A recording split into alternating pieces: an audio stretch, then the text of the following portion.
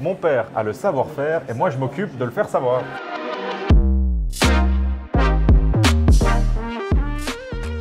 À Lausanne se trouve le business familial de Sébastien Lauzet, le père, et Romain Lauzet, le fils, qui modernise le concept de la boucherie depuis 2017. Cette dernière propose à la fois une viande différente, une technique de conservation moderne, en utilisant aussi les nouvelles technologies pour développer leur affaire. Attention, âme sensible s'abstenir, il va y avoir de la viande. Romain, vous tenez une boucherie familiale avec ton père et vous faites les choses un peu différemment des autres puisque vous utilisez les nouvelles technologies pour gérer l'entreprise. Alors, quels sont les dispositifs particuliers que vous avez mis en place? On a installé 12 caméras qui rediffusent l'étal en direct, en ligne. Comme ça, nos clients peuvent commander depuis chez eux, comme s'ils étaient au magasin. Et qui a eu l'idée de mettre en place ces caméras? Alors ça, c'est une idée de mon père qui regardait la météo au sommet des montagnes. Et un jour, il m'a demandé pourquoi on peut regarder la météo au sommet de la Jungfraujoch, mais pas mon étal en ligne. Alors, je me suis posé la question, j'ai fait des recherches et finalement, c'est en place. Et pour nos clients, il y a typiquement deux avantages. De un, ça permet d'éviter de se déplacer au centre-ville, ce qui n'est pas toujours facile. Et de deux, on a aussi la disponibilité en temps réel, c'est-à-dire que si le poulet de Bresse est vendu, il n'est plus exposé et on sait qu'il y aura un autre poulet roman, par exemple, pour ce soir. En me baladant devant les frigos, je suis tombée sur ce terme de cryogénisation, mais qu'est-ce que ça veut dire en fait? Alors, la cryogénisation est une forme de surgélation, mais cryogénique. Ça veut dire qu'on utilise de l'azote liquide pour descendre la viande en température extrêmement basse, aux alentours de -100. La viande se fige, elle est congelée, mais en réalité cryogénisée. On la stocke dans un congélateur à -18, -20 comme d'habitude et le jour où on veut se faire plaisir, on la décongèle. Mais attention, il faut qu'elle remonte tranquillement en température, sa qualité sera préservée et on pourra se faire plaisir quand on en a envie. Ce qui est intéressant avec la cryogénisation, c'est que la cristallisation de l'eau cellulaire est tellement rapide, on n'a pas de dégradation sur la cellule. C'est-à-dire que l'eau reste dans le produit, c'est un peu la hantise de la congélation, c'est qu'on perd tout l'eau du produit dans le sachet. Là, ça n'est pas le cas.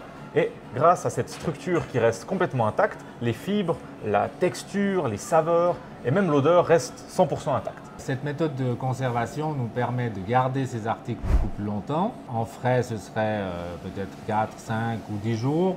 Et avec ce système, c'est figé dans le temps, 6 mois, une année ou davantage. J'ai vu que vous proposez du bœuf Wagyu suisse, c'est plutôt rare ça, non? Oui, effectivement, la race bovine Wagyu est originaire du Japon. On connaît d'ailleurs le bœuf de Kobe qui en est vraiment le symbole. En Suisse, pas de bœuf de Kobe, mais la race Wagyu est élevée en quantité infime. C'est pourquoi on se donne beaucoup de peine pour la faire découvrir. Donc j'imagine que vous ne voulez pas non plus gaspiller la bête et valoriser toutes les parties. Effectivement, c'est pour ça qu'on a adopté une approche participative de la boucherie.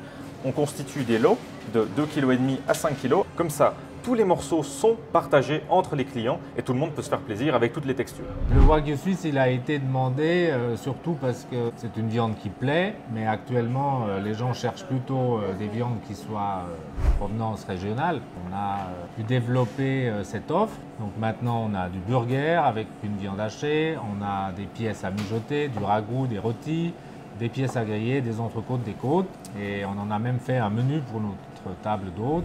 Mais du coup, qu'est-ce que cette maturation apporte? Et si j'ai envie de choisir parmi ces viandes, comment est-ce que je fais pour savoir quelle est la bonne?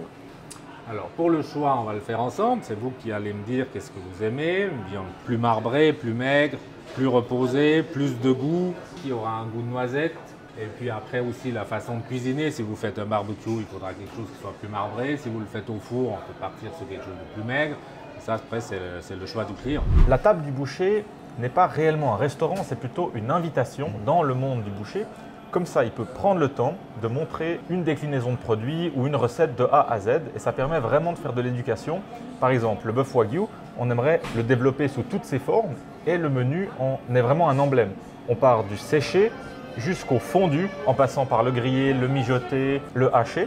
Et on se lance des petits défis de prendre le client par la main et de montrer le champ des possibles qui pourra ensuite être répliqué à la maison en achetant les pièces en question. Donc c'est vraiment plus comme un atelier et une invitation et il faut prendre son temps, il ne faut pas se dépêcher.